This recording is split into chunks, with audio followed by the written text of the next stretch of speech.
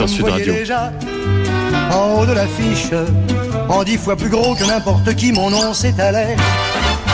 Et nouveau rendez-vous en ce samedi matin que je suis ravi d'inaugurer en compagnie de vous, Tania Robio. Bonjour. Bonjour Maxime, bonjour à tous. Et bienvenue donc dans ce qu'on appelle ici sobrement l'élite. Ne soyez pas trop impressionnés, ça va très bien se passer. On va désormais vous retrouver tous les samedis matins avant le journal de 8h pour ce nouveau rendez-vous en haut de l'affiche. Le but est de revenir sur le parcours d'une personnalité qui a trouvé sa place dans l'actualité de la semaine passée. Et aujourd'hui, Isabelle Adjani, icône du cinéma, rattrapée par la justice ces derniers jours puisque la Cour d'appel de Paris examine son dossier pour fraude fiscale. Elle risque jusqu'à 2 ans de prison avec sursis et 250 000 € d'amende. Vous nous brossez son portrait. Et la meilleure actrice, Isabelle Adjani.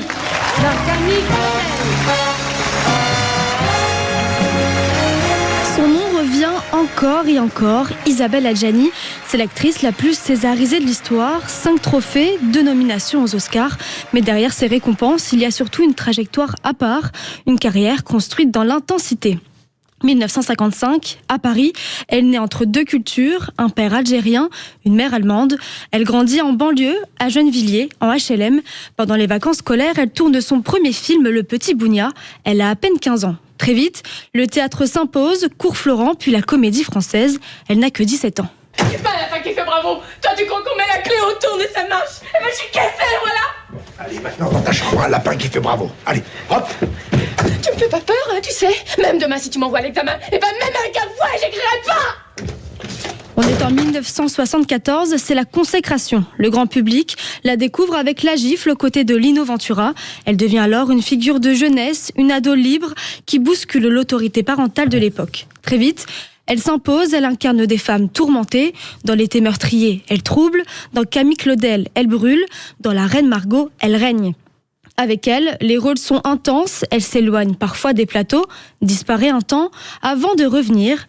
Derrière ses lunettes noires, Adjani cultive une part d'ombre et puis elle surprend. J'ai touché le fond de la piscine, dans le petit pull marine, tout déchiré au coude, que j'ai pas voulu recoudre, que tu m'avais donné.